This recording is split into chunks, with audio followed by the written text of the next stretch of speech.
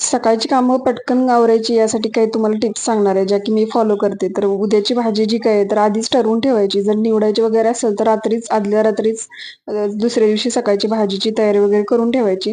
तर ह्याने बराचसाच प्रश्न पण मिटतो आणि आपण कन्फ्यूज वगैरे होत नाही. त्याच्यातच बराचसाच टाईम वाचतो. त्यानंतर उठलं की पहिलं कधी मोबाईल वगैरे हातात घ्यायचा नाही. कारण आपण म्हणतो की लगेच जस्ट अर्धा 1 मिनिट घेऊ आणि तर एका मिनिटाचे 5 मिनिटं कधी होतात, तर ते कधी समजत नाही. त्यामुळे कधीच उठलं की मोबाईल वगैरे चेक करायला घ्यायचं नाही, जर इम्पॉर्टंट काम नसेल तर. आणि सकाळी काय काय करायचं तर ते थोडंसं आठवून ठेवायचं, म्हणजे कामं सगळी जी आहेत तर ते तर सगळ्यात महत्वाचं. तर आता इथं माझे सगळे सकाळचं टिफिन वगैरे झालंय. मुलीला पण सोडून आले होते स्कूलमधून आणि आता बिछाना काढायचा राहून जातो कधी कधी. कधी लवकर आवरलं तर काढून जाते मी. तर आता सगळं काढून देवपूजा पण करून घेतली. तर देवपूजा करताना आता हल्ली जास्त काही बाहेरची फुलं नाही घेत, कारण असतात झाडांना फुलं, कधी येतात कधी नाही. तर त्यामुळे असली की ठेवते, नसली तर मग काही नाहीच.